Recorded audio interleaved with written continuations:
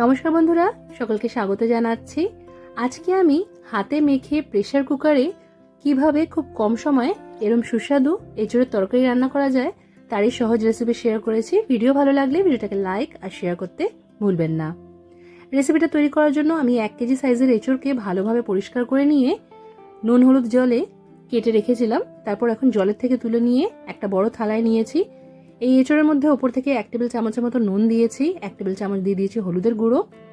লঙ্কার গুঁড়োটা নিজেদের স্বাদ বুঝে দেবেন। আমি কাশ্মীরি লঙ্কার গুঁড়ো এখানে 1/2 টেবিল চামচ দিয়েছি, আর নর্মাল লঙ্কার গুঁড়ো 1/2 টেবিল চামচের মতো দিয়েছি। জিরের গুঁড়ো এখানে 1 টেবিল চামচ দিয়েছি, আর ধনের গুঁড়োটাও আমি সমান পরিমাণে 1 টেবিল চামচই দিয়েছি। তার সাথে দুটো মাঝারি সাইজের পেঁয়াজ কুচি দিয়ে দিয়েছি। এখানে পেঁয়াজটাকে একটু পাতলা পাতলা করে কেটে নিতে হবে। তারপর আদা রসুন আমি এখানে বাটা দিয়েছি 3 টেবিল চামচের মতো। 1 টেবিল চামচ দিয়ে দিয়েছি এখানে সর্ষের তেল। তার সাথে এখানে আমি রান্নায় যেহেতু টক দই ব্যবহার করছি, টমেটো ব্যবহার করব না, তাই এখানে দিয়ে দিয়েছি প্রায় 3 টেবিল চামচের মতো ঘরে পাতা টক দই। এই সব কিছুর সাথে এঁচোড়টাকে খুব ভালো করে আমাদের মাখিয়ে নিতে হবে।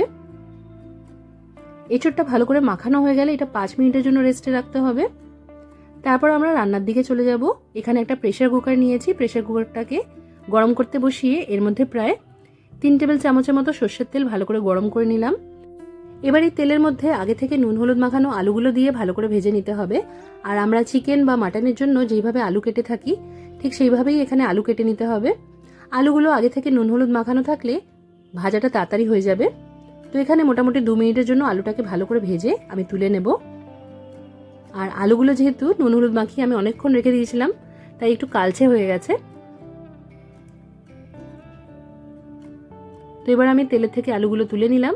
আর এই তেলের মধ্যেই দুটো বড় তেজপাতা ছিঁড়ে দিয়ে দিলাম। তার সাথে দুটো ছোট সাইজের দারচিনি, 2-3টের মতো লবঙ্গ আর দুটো ছোট সবুজ এলাচকে একটু থেতো করে নিয়ে দিয়ে দিলাম।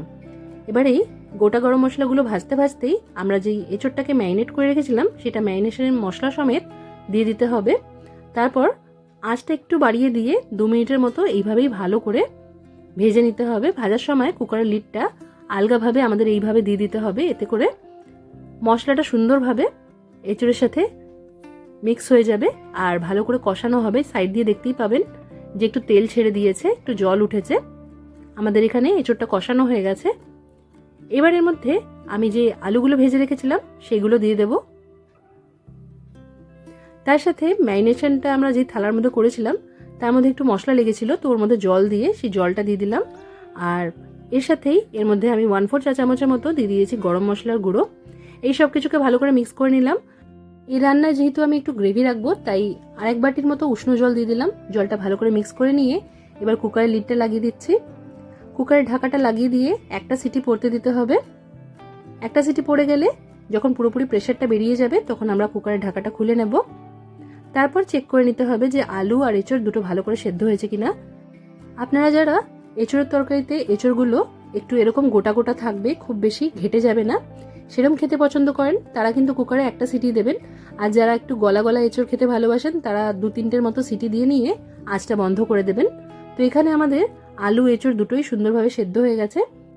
যারা মাংস খেতে ভালোবাসেন না বা মাংস খাওয়া বারণ আছে তারা অবশ্যই একবার এইভাবে এঁচোড় রান্না করে দেখবেন, স্বাদটা খুবই ভালো হয়। আজকের এই ভিডিও ভালো লাগলে ভিডিওটাকে লাইক আর শেয়ার করতে ভুলবেন না। চ্যানেলটা সাবস্ক্রাইব করে নিন নিত্য নতুন আমিষ ও নিরামিষ রেসিপি পাওয়ার জন্য।